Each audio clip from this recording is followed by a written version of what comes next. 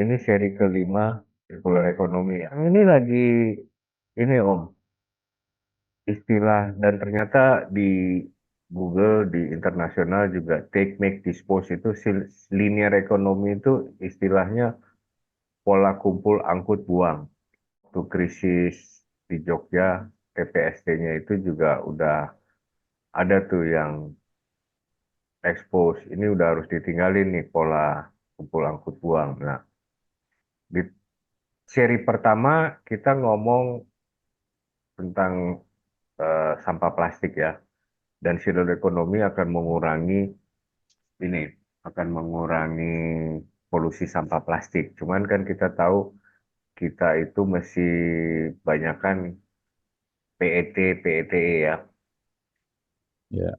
Dan ya kecuali yang teknologi tinggi kayak yang factory manajernya pernah kita wawancara dan ya, dan ini upcycle dengan teknologi tinggi dan bricks bangunan yang di Lombok itu. Nah, kemudian di seri kedua, apa sih keterkaitannya circular economy dengan climate change? Teman-teman silakan lihat tayangan keberapa tuh circular economy. Nanti kita kasih linknya juga di deskripsi. Kemudian tayangannya 27 yang ketiga, kita angkat komitmen Nestle dalam R&D untuk sustainable packaging. Dan ada Lurah Panggung Harjo yang menerapkan circular economy di desanya. Kemudian yang seri keempat, nah ini kita memaparkan EPR Law, skopnya, dan ternyata skop yang sampai disposal itu yang dari konsumen, itu kita udah bahas juga. Mungkin Om Syahrir nggak ikut yang electric vehicle ya. Cina itu Hmm, udah ya. punya EPR Law untuk baterai dan mobil listrik. Untuk baterai. Jadi Hmm. di tahap disposal itu juga produsen punya tanggung jawab. Tanggung jawab untuk ngumpulin. Jadi EPR law kita kan baru sampai produsennya harus ngurangin, tapi belum mewajibkan produsen ngumpulin Sebetulnya sudah ada, cuma konsumer plastik. aturannya, Heeh. iya aturannya itu bisa bekerja sama dengan pihak ketiga gitu. Oh, aturannya ada ya, Ada. memperbolehkan bekerja sama dengan pihak ketiga, tapi Iya, mewajibkan. ya mewajibkan untuk apa namanya mengolah kembali Oke, kemasan ya, yang sudah apa namanya terpakai untuk digunakan kembali gitu, didaur ulang. mudahan sekarang implementasinya ya dan law enforcement-nya ya. Nah, di seri keempat ini juga kita share bagaimana Jerman itu membatasi setiap tahun dia kurangin jatah packaging. Sehingga mereka mau nggak mau terdorong pada bikin naked store. Jadi waktu tayangan 22 Pak Nandu pun sudah cerita tentang bagaimana berkembangnya naked store itu. Itu naked store itu istilah kita apa sih, Om? Ada beberapa ya Station. yang kalau di kita tapi nggak 100% ya. Ya Hmm. seperti refill itu, mesin vending atau refill mesin. Jadi di Amerika dan terutama di Eropa berkembang pesat rupanya karena terutama Jerman ya.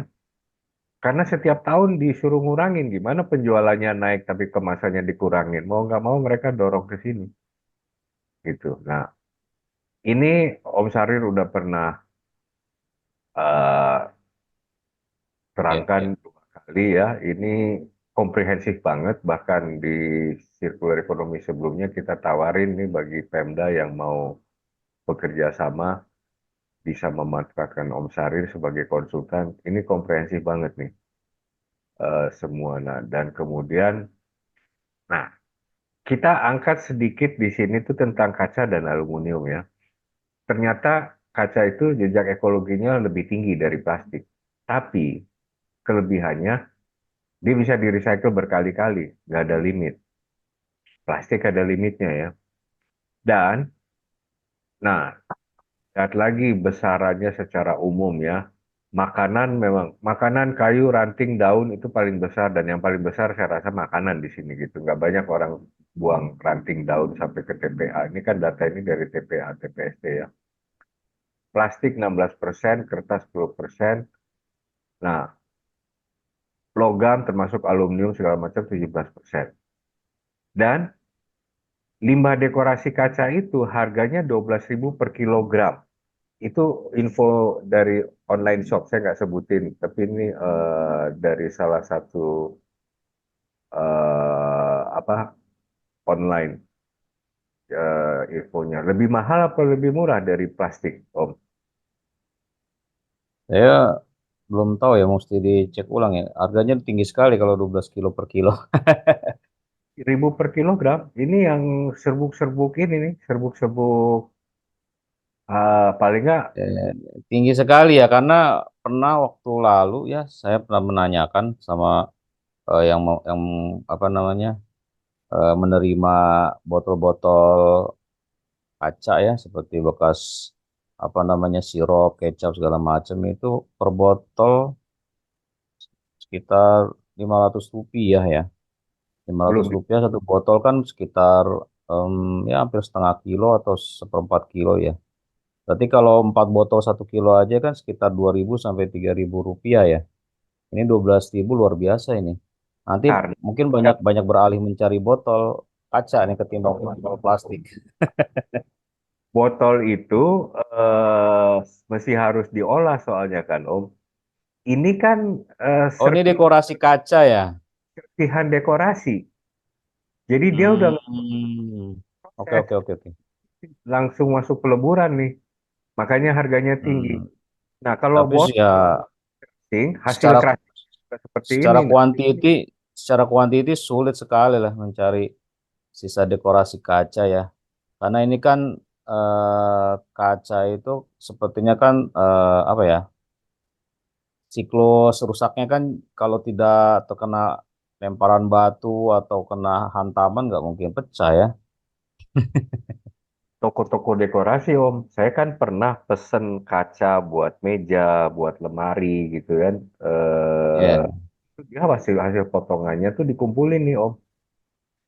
ya Nah, waste-nya paling kecil sekali ya. Mungkin betul. per minggunya nggak nyampe 100 ton mungkin ya. Hanya kalau waste-nya ini kecil dan harganya tinggi, kan ada bisnis opportunity, Om, buat yang ngumpulin botol. Asal dia invest di mesin crushing-nya, dia bisa crush hasilnya seperti ini, kan harganya dia bisa jual segini, Om. Nah, masalahnya ada nggak di Indonesia yang melakukan daur ulang kaca? Itu yang saya cari-cari, saya belum ketemu. Tapi oke, itu nanti kita ada ini tersendiri. Tapi kita share juga. Ini udah pernah 2 kali kita angkat. Ini mirip dengan Ripal, tapi dia nggak bikin eh, palet, dia bikin jalan dan tengah-tengahnya tuh bisa ada air, bisa melewat kabel segala macam gitu ya. Tapi ini juga butuh, ya ini segala macam kantong kresek segala macam masuk nih seperti Ripal ya. Ya, saat ini teknologinya dari Belanda. Nah, ini tentang daur ulang kaca ya. Coba kita ikutin. Dan dia bilang memang kaca itu nggak ada limitnya, bisa didaur ulang berkali-kali. Ini ada catatan nih. Limbah kaca seperti yang contoh yang sebelumnya tadi, itu disebutnya kulit eksternal. Ada kulit internal, ada kulit eksternal. Itu ada di Google, bisa dicari. Nah, membutuhkan pemilahan, Om. Itu masalahnya. Oke, oke. Jadi, balik lagi. Kita itu kan tidak terpilah sampah kita. Itu masalah di kita. Plastik sampai dibuka keran importnya segala macam itu karena kita punya sampah tidak terpilah. Sehingga recycle nggak bisa pakai. Kaca juga begitu. Nah, Makanya pertanyaannya, kalau ada yang mau bangun industri recycle, bisa jalan nggak? Dia bisa dapat supply dengan baik apa nggak? Isi kacanya seperti apa tadi? Kaca dekorasi aja gitu. Kaca serbuk kayak gitu, dan dia cerita, kaca serbuk kayak gitu bisa didapati di toko-toko dekorasi kaca. Jadi logikanya kalau toh botol-botol diproses, di crushing jadi serbuk kayak gitu, nah itu bisa supply ke peleburan kaca yang udah di crushing. Ya, ya udah di crusher kan proses pengkerasannya nggak mungkin sampai 2 kali lipat lah dari harga produknya ya. Kan 12.000 tinggi sekali tuh. Nah, orang mungkin beralih nggak mau ngambil botol PET mungkin. Itu makanya. Jadi kadang-kadang tayangan kita kan sengaja memang membawa info-info kontroversi dan Iya, karena realita di lapangan coba saja kalau lihat Om lihat ya, itu di rumah tangga berapa banyak pengepul-pengepul yang tidak mau atau pemulung yang ngambil botol dikasih aja ogah gratis. botol yang nggak mau ya. Itu sebuah Ya, apa botol sih? botol kaca ya, maksudnya ya bekas botol kecap lah, limon, apa sirup gitu ya. Ya, saya pernah itu juga jual nggak ada yang mau ambil, malah dibuang begitu saja. Ada sih yang mengumpulin ya harganya murah gitu ya. Nah Itu itu peluang juga itu kalau memang benar itu. nggak mungkin itu sebuah bukti bahwa industri daur ulangnya nggak berkembang di Indonesia, Om. Daur ulang gelas kaca ini. Heeh. Oke. Saya belum belum belum tahu ya. Coba kita lihat ini ya videonya ya. Glass is a highly sustainable material. It can be recycled countless times without losing purity or quality. Waste glass processing works. This automatic recycling facility was designed to extract non-glass residues from glass with an in-feed capacity of 25 tons per hour. At the subsequent optical sorting process, the glass, which is now called cullet, is cleared from plastics and other inert materials by red wave sorters with different sensor configurations. Kapasitasnya 25 ton sejam dan ada fasilitas untuk memilah gelas dari bahan-bahan plastik yang lain. Ada nggak segede gitu di kita, Om? Kalau Oh itu ya, ada, gelas ya lah ada lah. foto Ada 25 ton sejam sejam ya. tadi yang dia cerita. Kecil sih. Ya lumayan lah, lumayan besar juga 25 ton. Itu disebut kulit eksternal, makanya balik lagi pemilahan yang dibutuhkan. Dari rumah udah terpilah, dikumpulinya terpilah, ada pemulung yang sendiri. Nah, itu Ya kalau sebetulnya kalau botol kaca itu udah terpilah ya karena tidak mungkin kita memasukkan berbarengan dengan sampah organik atau sampah plastik karena kan berat ya. Bisa iya, juga nanti eh, biasanya dikumpulkan itu, dikumpulkan nanti biasanya kalau ada petugas sampah diberikan terpisah biasanya ya. hmm, Atau ada yang mengumpulkan, tapi jarang sekali yang menerima botol gelas ya. Ada botol, tapi nggak banyak sih. ya Ya, itu. ya mungkin nanti kita kita bisa menanyakan kepada Oh, Ibu Vera. Ibu Vera, sorry ya. Nah, itu bisa lah ditanyakan sama Bu Vera Novita ya. Hmm, Nah, mungkin nanti kita jadikan narasumber kembali kalau kita mau eh, apa namanya share ulang lagi atau kita coba ya, tayangkan kembali di sesi berikutnya. Mungkin kita bisa bisa kulik lebih dalam lagi nih apa benar gitu ya. bahwa botol botol gelas kaca ini botol-botol kaca lumayan gitu ya. Kalau kita dapat narasumber yang knowledgeable ya tentang daur ulang kaca, salah satu potensinya mungkin Ibu Vera. Ibu Vera, kalau dengar silakan tunjuk tangan. Kita bisa angkat lagi di tayangan berikutnya, kita angkat lebih rinci mengenai daur ulang kaca. Nah, Sekarang kita masuk ke aluminium ya. Kita lihat di Jepang. Altamira Can Company yang dulunya bernama Showa Aluminium Can (SAC). Perusahaan ini memiliki 9 pabrik daur ulang aluminium di seluruh Jepang. Perusahaan Altamira Co Ltd bertugas untuk mendaur ulang kaleng bekas menjadi sebuah lembaran, kemudian dikirim ke pabrik rolling MA Aluminium yang merupakan perusahaan Altamira Group. Lembaran aluminium tadi akan dipipihkan menjadi pelat yang lebih tipis dengan cara digulung dengan cold rolling mill. Dapat menghasilkan sekitar 750.000 kaleng aluminium yang siap dipasarkan ke produsen minuman. Nah itu, 750.000 kaleng. Seapa kita nggak tahu. Tapi kita punya nggak, Om, daur ulang aluminium seperti itu? Oh, sudah ada, banyak sekali sih. Udah ada ya? Makanya makanya tingkatan dari daur ulang itu kan yang pertama yang paling ekonomis adalah plastik, terus aluminium, kardus, Hmm. baru di bawahnya itu ya botol gelas lah atau paling terakhir ya multilayer gitu ya.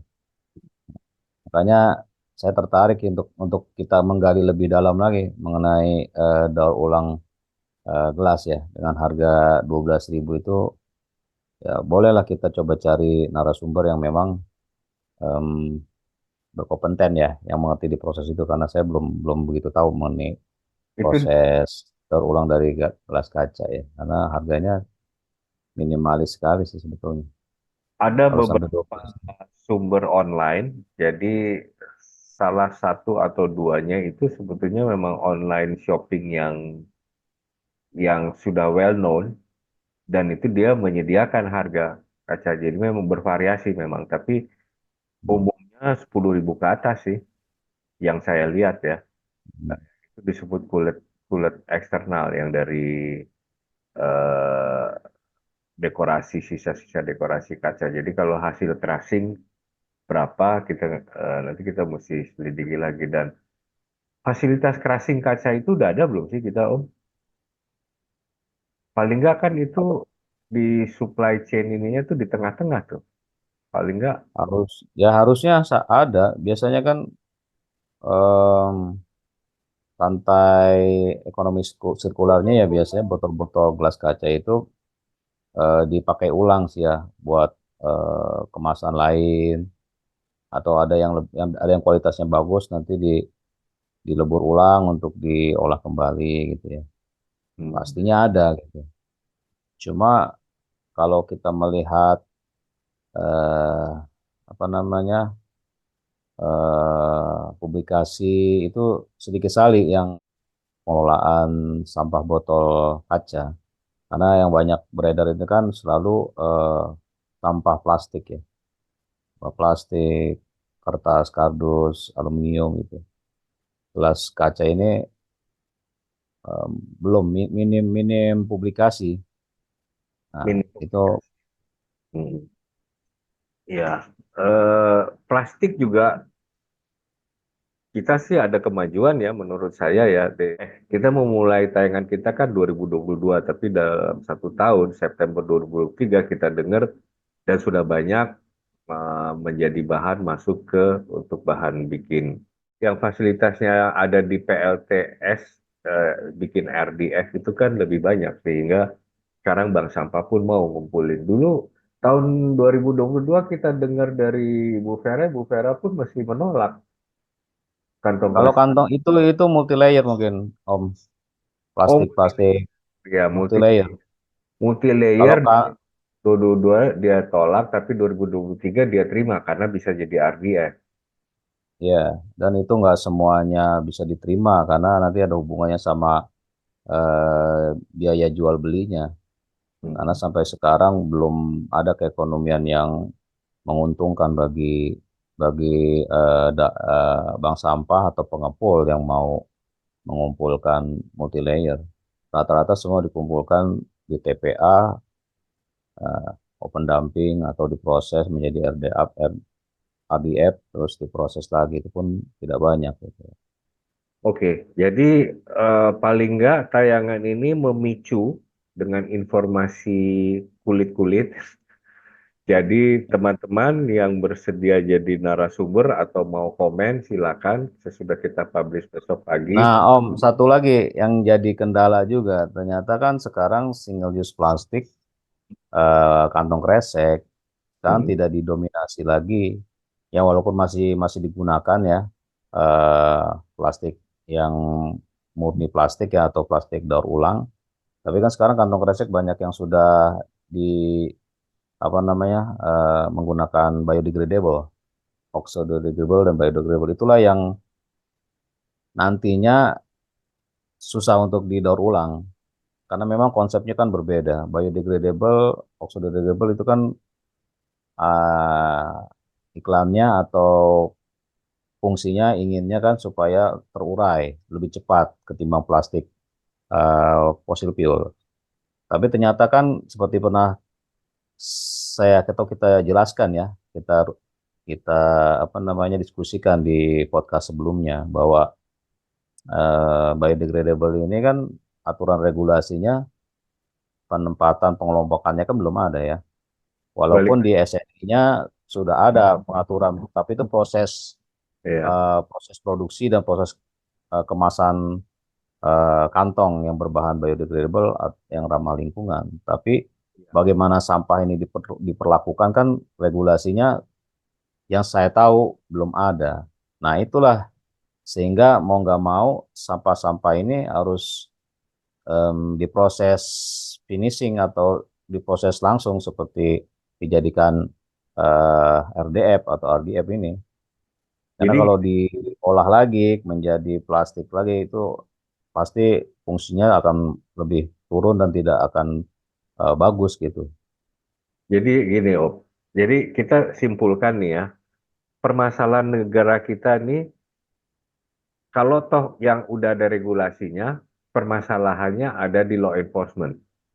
Jadi regulasi jadi tumpul karena nggak ada law enforcement. Hal lain lagi terkait dengan industri.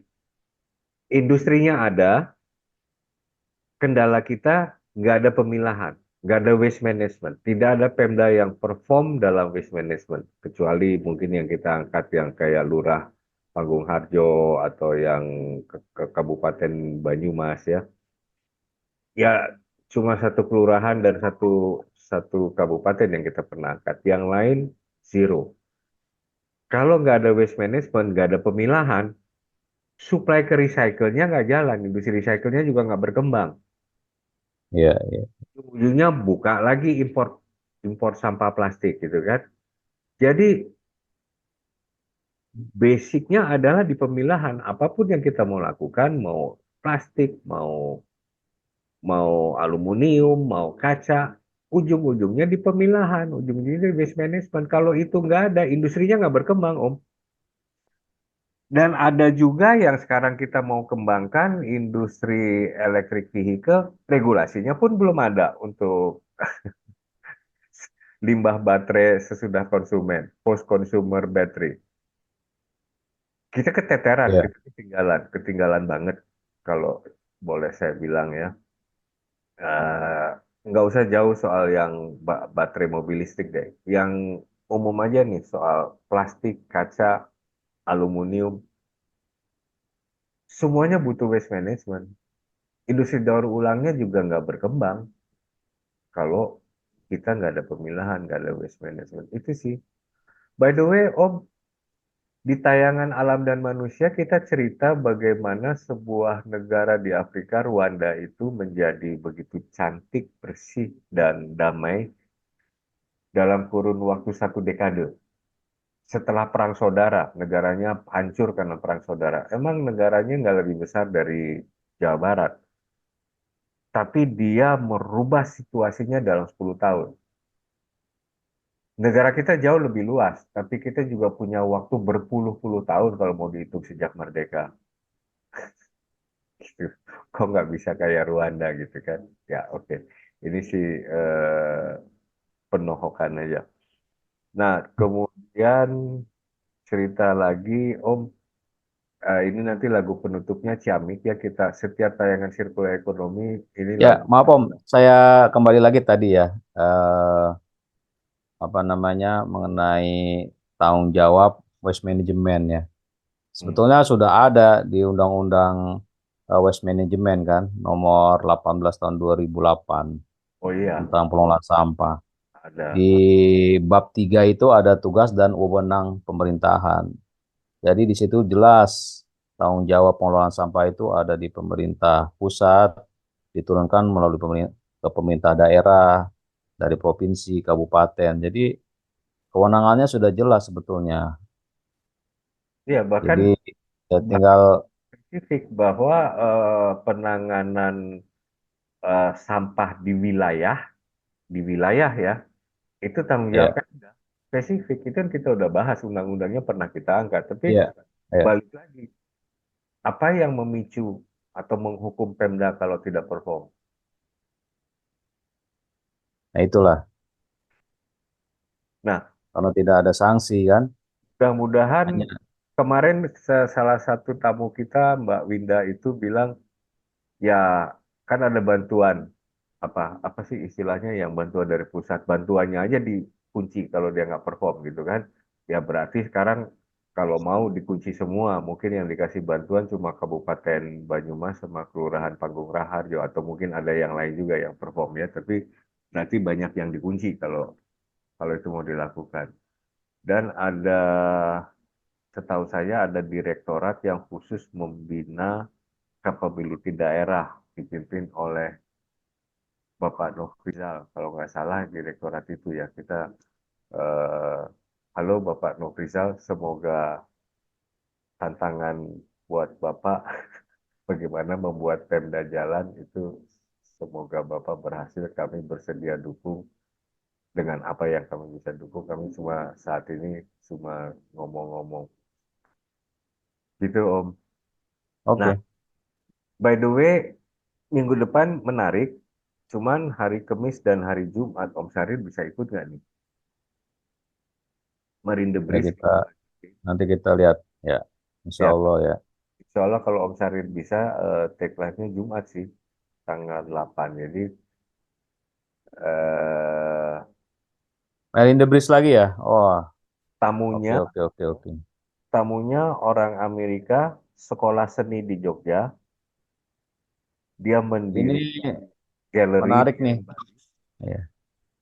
mendirikan galeri di Bali, tapi dia juga jadi aktivis lingkungan gara-gara hobi diving, eh, surfing dan diving kali ya. Setiap ke laut ketemu sampah plastik, akhirnya dia jadi aktivis lingkungan juga, dan dia mau bicara di tayangan kita. Eh, ini seru nih, ini seru nanti, dan itu tamunya Om Fedi. Jadi gitu Om. Ada lagi Om sebagai penutup? Ya ini Marine the Breeze masih gurih untuk dikulik dan juga banyak program-program dari luar negeri bekerja sama dengan beberapa NGO masih Hmm, tetap eh, mempunyai proyek di Indonesia untuk membantu pemerintah mengelola sampah laut ya, sampah laut ya. itu.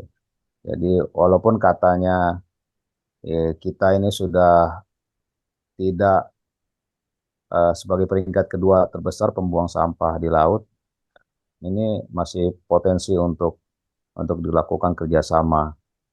Masih banyak kita bisa lakukan. Jadi kalau tentang plastik sudah sampai seri ke-7, tentang electric vehicle sudah sampai seri ke-7, Marine Debris sudah sampai ke-8. Karena nanti perilaku buang sampah juga sampai ke-7. Jadi ini adalah sequel-sequel yang penting, dan nggak habis-habis bahannya, makanya bisa sampai ke-8. Nanti minggu depan yang ke-8 tuh Marine Debris. Oke Om, sampai Oke, obrolan berikutnya, mudah-mudahan yang Marine Debris oke, Om Sarin bisa ikutan ya. Makasih Om. oke. Ya, Ya, teman-teman silakan komen dan menunjuk ini kalau bersedia jadi narasumber. Sirkular ekonomi mesti bisa kita angkat lagi tentang ya, kaca. Bu Pera, tolong nanti diinformasikan tentang pengelolaan sampah botol kaca tuh. Kayaknya gurih sekali tuh harganya 12.000 per kilo. Kita undang Bu Lebih Sera. tinggi dari harga PET plek gitu. Nanti kita kirim ya ke tayangannya kalau udah publish Bu Sera, silahkan respon. Oke, Oke. sampai ketemu Om. Ya, Bye. bye.